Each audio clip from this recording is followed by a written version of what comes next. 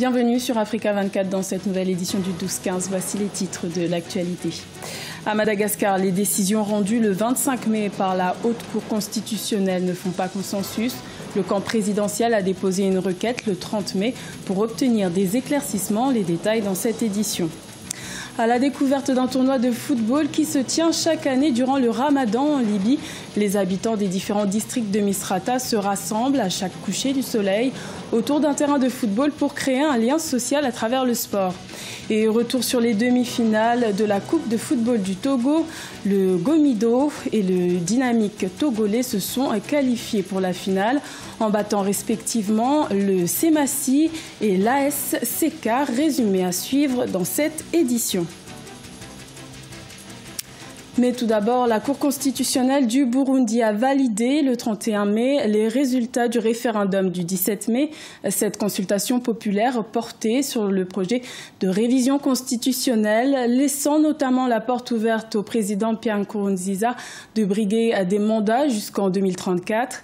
Elle avait été approuvée avec 73,24% des suffrages.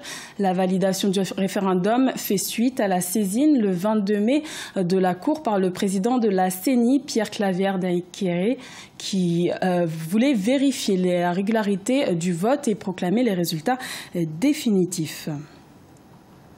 À Madagascar, le président Errazaou Narimampian demande des explications suite aux décisions rendues par la Haute Cour constitutionnelle le 25 mai. Cette dernière exige un accord entre pouvoir et opposition pour sortir le pays de la crise politique qu'il traverse, sans quoi plusieurs décisions seront prises, ce qui suscite l'incompréhension dans le camp présidentiel. Les explications de Solange Dubois. En attendant de statuer sur la déchéance du président Errazaou Narimampian, comme le réclament ses adversaires, la Haute Cour constitutionnelle malgache a sommé le chef de l'État de composer un gouvernement d'union nationale avec un Premier ministre issu de l'opposition. Une décision qui contredit la constitution malgache selon le président, qui a fait déposer ce mercredi 30 mai une requête devant cette même cour pour demander des éclaircissements. L'article 54 prévoit le seul pouvoir du président pour dissoudre le gouvernement. Donc on voulait que la Haute Cour constitutionnelle apporte son avis par rapport à cette ambiguïté, cette incompréhension de leur décision. Une requête qui fustige l'opposition. En effet, les dispositions et les délais d'exécution des décisions prises par la Haute Cour constitutionnelle semblent plutôt clairs selon les députés pour le changement, la Cour ayant précisé jusqu'au nombre de jours comptant délai. Si on lit la décision de l'AGC, il y a quelques ambiguïtés, il y a des précisions qui pourraient être nécessaires. Qu'en sera-t-il de la nomination du Premier ministre si un accord politique intervient justement après la nomination du Premier ministre? Donc la démarche du président pourrait s'expliquer. Pour rappel, la majorité au pouvoir ainsi que l'opposition disposent jusqu'au 4 juin pour trouver un accord.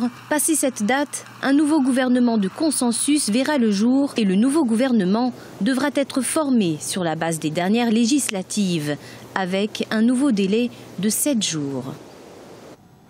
Et face à la crise politique qui demeure depuis le 21 avril à Madagascar, le ministre malgache de la Défense, Béni-Xavier Rassolo-Fonirina, a annoncé le 31 mai qu'une intervention des forces de l'ordre serait envisageable si le gouvernement et l'opposition ne parviennent pas à trouver un accord comme souhaité par la Haute Cour constitutionnelle.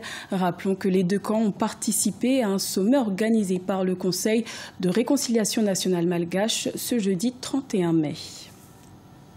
Le Ramadan finira le 14 juin en Libye. Les fidèles musulmans du district de Misrata profitent de cette période chaque année pour organiser un tournoi de football amateur. Objectif, créer des liens d'unité. Un sujet de la rédaction. Chaque année, pendant le Ramadan, un tournoi de football est organisé en Libye. Les jeunes footballeurs amateurs de la ville côtière de Misrata se rassemblent pendant les dernières heures du jeûne, non autour d'une table, mais d'un terrain de football. Une compétition masculine à plusieurs tours avec différentes tranches d'âge où chaque équipe tente de décrocher son ticket pour la finale de sa catégorie. Il est maintenant devenu une tradition d'organiser ces tournois et rencontres pour réunir les jeunes dans un rassemblement de Ramadan autour des tables de terrain de jeu. Si Dieu le veut, nous les organiserons chaque Ramadan pour que nous puissions unir adultes et enfants. Notre objectif est que le sport nous unisse. Le Ramadan nous unit autour des tables de football. Ce tournoi ne se tient pas seulement à Misrata, mais partout à travers le pays, y compris dans la capitale Tripoli et dans l'Est à Benghazi. Cette compétition est l'occasion de créer des amitiés, une opportunité pour les jeunes de se rencontrer. Nous aimons encourager les jeunes à participer à des tournois en général. Mais ces tournois organisés pendant les heures de jeûne apportent de la sérénité et donnent aussi l'occasion aux gars de se rencontrer, de se connaître. Le football nous unit plus que tout.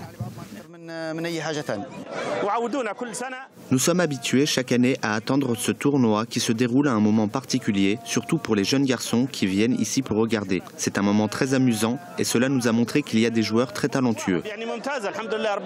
Ce tournoi de football organisé chaque année pendant le Ramadan est symbole d'unité. Les Libyens ont souffert pendant des années de combats entre factions armées qui ont divisé le pays. Un pays en proie à une guerre civile depuis le renversement du président Mouammar Kadhafi en 2011. Également dans l'actualité, le Burkina Faso a aboli la peine de mort par l'adoption le 31 mai d'un nouveau code pénal. L'abolition de la peine capitale devrait faciliter l'extradition de François Compaoré, frère de l'ancien président Blaise Compaoré, arrêté en France sur mandat d'arrêt du Burkina Faso dans l'affaire de l'assassinat du journaliste Norbert Zongo en 1998. Notons que la peine de mort a été maintenue dans la version du code pénal burkinabé adopté en 1996, mais qu'elle n'est plus exécutée dans le pays depuis 1978. Au Togo, les finalistes de la Coupe de football sont désormais connus. Le Dynamique Togo et le Gomido ont décroché leur place en finale en battant respectivement l'AS Seka et le Semassi. Retour sur ces deux demi-finales avec Emefa Kofi.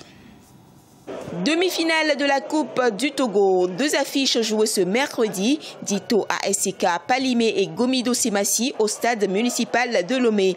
À Lomé, le duel était âpre. Après avoir marqué le premier but à la première mi-temps, Gomido ne parvient plus à inscrire un deuxième. Du retour des vestiaires, c'est l'égalisation à la 55e minute. Semassi 1, Gomido 1. Les efforts des deux équipes n'ont pas payé jusqu'à la fin du temps réglementaire. Place au tir au but, une séance qui a permis aux Blancs de tenir en échec les Rouges sur un score de 3-0. Aujourd'hui, il faut dire aussi que la chance n'a pas été du tout de notre côté. Sinon, on pouvait tuer le matin à la première mi-temps. Avec nos occasions, on n'a plus de cases. Il y a aussi de la précipitation. Mais moi, je comprends mes jeunes. Ils se sont drogués, ce sont des jeunes à vraiment féliciter. Avec les matchs que nous avons fait ces derniers temps, on a dépensé beaucoup d'énergie. Et vous avez vu ça vraiment jouer sur le match. On a essayé de gérer. Mais à la fin, dans les tirs au but, Dame Chance a choisi aujourd'hui Gomido. Déçus par les prestations des Rouges, les supporters de Semassi de Sokodé vident le terrain avant le coup de sifflet final. La déception était grande dans le rang des poulains du coach Olufade Adekambi, qui comptait pourtant sur cette compétition pour aller au championnat africain 2019. Je pense que les enfants, ils ont fait ce qu'ils peuvent. Oui, je pense que vous savez que le changement de calendrier de la fédération aussi ne nous a pas avantagé parce que nous sommes en carême, les joueurs sont en carême. Vous savez, quand tu fais des carèmes, vous perdez un peu d'énergie. Mais bon, je pense que le changement de calendrier, là, vraiment, ça nous a fait du mal. Le match a été, disons, 50-50. Hein. Mais quand Gomido a la chance, donc il a gagné. Pendant que Semassi jouait Gomido à Lomé, à Palimé, c'est Dito et ASK qui disputaient l'autre demi-finale de la Coupe du Togo. Sur ce dernier match, Dito est sorti vainqueur au tir au but. La finale de la Coupe du Togo opposera donc le Dynamique togolais et Gomido de Palimé prévu en juin. Le vainqueur représentera le Togo au championnat africain édition 2019. Ce journal a été réalisé par l'ensemble de la rédaction. Merci de votre fidélité. Retrouvez dans un instant une nouvelle édition de l'information sur Africa 24.